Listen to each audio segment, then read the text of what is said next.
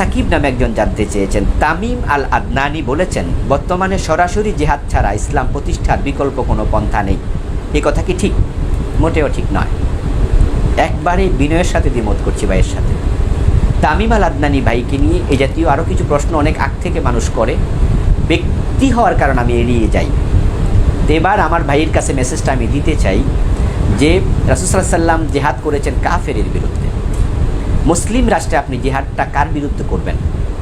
শেখ হাসিনা হোক আর খালেদা জিয়া হোক, তারা ইসলাম মানুক আর না মানুক, কিন্তু তারা লা ইলাহা ইল্লাল্লাহ কালেমার স্বীকৃতি দিচ্ছে দ্ব্যর্থহীন, নিজকে মোমেন দাবি করছে দ্ব্যর্থহীনভাবে, কোরআন পড়ছে প্রকাশ করছে দ্ব্যর্থহীনভাবে।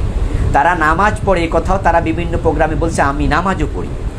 এখন তার আমলে হয়তো কিছু ত্রুটি আছে, চিন্তায় কিছু বিভ্রান্তি আছে, তার আকিদায় হয়তো ইসলামের সাথে সাংঘর্ষিক বিষয় আছে, আল্লাহর দ্বীন সমাজে প্রতিষ্ঠার ব্যাপারে দ্বিমত আছে অথবা করে না। কিন্তু তাই বলে কি আপনি তাদেরকে সরাসরি কাফের বলতে পারবেন? কোনো সুযোগ কি আছে? কালেমা পড়ার পরেও, নামাজ পড়ার পরেও তাকে সরাসরি কাফের বলে দেবেন? তাদের কিছু কাজ থাকবে কুফরি। যে ব্যক্তি নামাজ ছেড়ে দিয়েছে, রাসূল তো বলছে মান তারাকা সালাতাম মুতাআম্মিদান ফাকাদ কাফার, সে কুফরি করেছে। এই কথার অর্থ কি? যারা ফিরির পায়ে সেজদা দিচ্ছে সে কুফরি করছে, এটা তো কুফরি, এটা শিরক, এটা কুফর। তাহলে আপনি কি তাকে তলোয়ার নিয়ে তাকে মারতে যাবেন? অনুমতি আছে নাকি? না, তাকে আপনি দাওয়াত দেবেন, বুঝাবেন।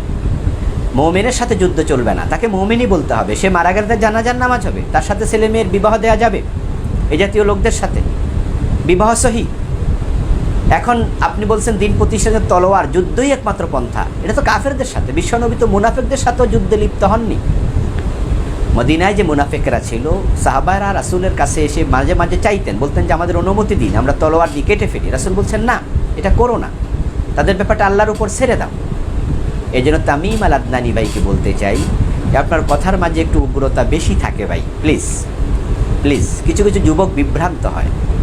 হ্যাঁ, শায়েখ আব্দুর রহমান বাংলা ভাই তারা বোমাবাজি করেছে, এই উগ্রতা তারা ছড়িয়েছে, আপনি হয়তো তাদের থেকেও কিছু নিয়েছেন হয়তো ভাই, প্লিজ না।